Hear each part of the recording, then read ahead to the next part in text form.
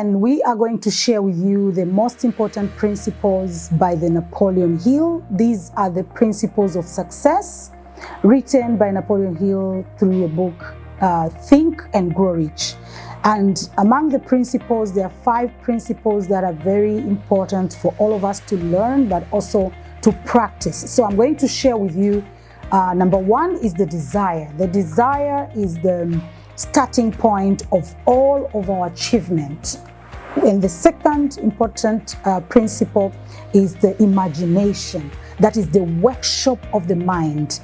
And the third principle is the persistence, the relentless, the ability to sustain with continuous effort until we see success. The fourth principle, which we are going to share with you, is the power of mastermind. Okay, the driving force. This is the driving force. And the fifth principle is how to outwit the 6 ghosts of fear. There's a lot of challenges that we always face, but how do you be able to have the power inside you until that you don't fear anything? So we are going to discuss these principles, and allow me to share with you the number 1 principle, which is the desire. It's very important to have a desire. Every human being, we need to desire. Even in the Bible, in the books of Psalms 37:4, the Bible says, delight in the Lord and bring all your heart desire, and the Lord will answer us, our desires. But if you go further, you find that we need to decide ourselves what we want to accomplish in our lives, because nobody can come and desire good for us, okay, or for you, and what if they don't show up? So one of the important things is to always sit down and have a strong why. Why do you want to accomplish that desire that you want? Because if we don't have a strong why, we will not be able to accomplish it. We will not be able to go on until we see success. Having a desire needs you to write down your desire. And when you're writing down your desire, it becomes now a vision for you. And even in the Bible, Habakkuk 2:2 says, write down your desires and the Lord will answer them at his own time. And even if it delays, keep on waiting, because he's going to answer it. So there's a huge power of us writing down. Once we write down, it's like we've put a commitment. It's like a covenant with God, with the universe. So that frequency that you will release when you write down, it will cement your subconscious mind, and you will start working without you noticing that you're working. For example, if you desire to start driving a car, at the beginning you'll be frightened, right? You don't know anything. But once they give you the tips on how to ride that car, then the first day you'll be stiff, but once you get the practice of the first step, the first day, the second day, then later on you find that you'll not use your own mind anymore. You start driving the car, even talking with the phone when you're driving your car, because you're using your subconscious mind. So the way our minds work is it needs you first to conceive something inside you.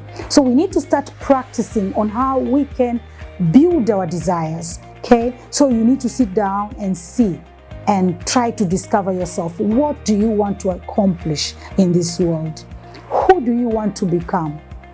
And the most important thing is also to check around and see which solution are you providing to the community.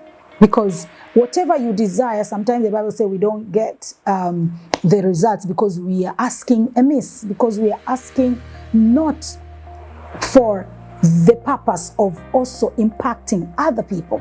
So as we're putting our desires down, then we need also to see how we can break down into steps, okay?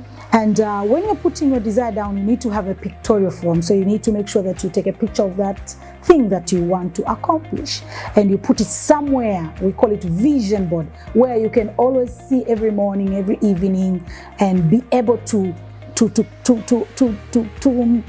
push your subconscious mind to accept it and start executing the plan to accomplish that desire.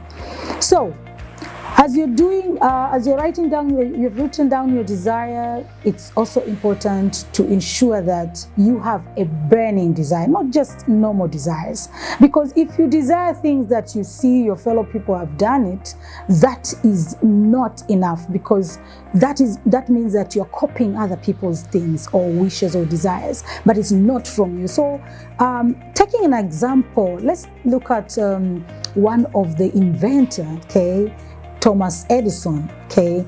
People used to look at him as a tramp or somebody who is a failure, because he had that burning desire, okay, of making a bulb. You can imagine at that time we didn't have the light, okay, so we didn't have a bulb. Somebody thought, no, why can't we have a bulb? And then he started thinking on how he can wire it and making it happen. Do you know how many times he failed? He failed more than 1,000 times. But since he had a burning desire inside himself that he said, no, I must accomplish this thing. This is mine. Nobody else will help me but myself.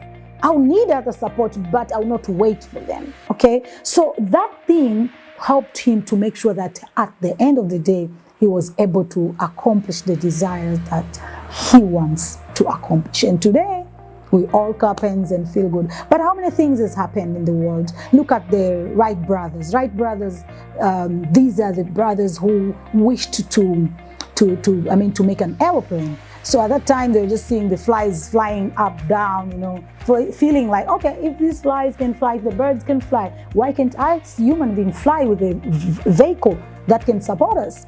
But when he was trying to share with his fellows, some people laughed. Some people looked down on them, okay? And imagine how many times they failed, how many times they couldn't make it happen. It's so many times, but since they had a burning desire, they were able to persist and to continue until they accomplish what they want. So if you put your desire down, make sure that it's something that is burning, that is big enough.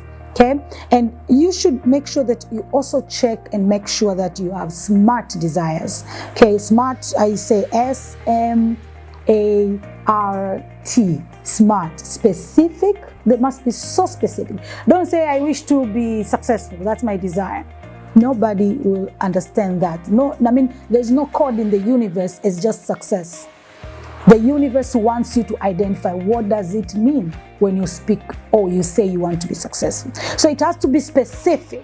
That's why people like Thomas, people who said, I want to make a bulb. Okay, so you must be specific. What do you want to achieve?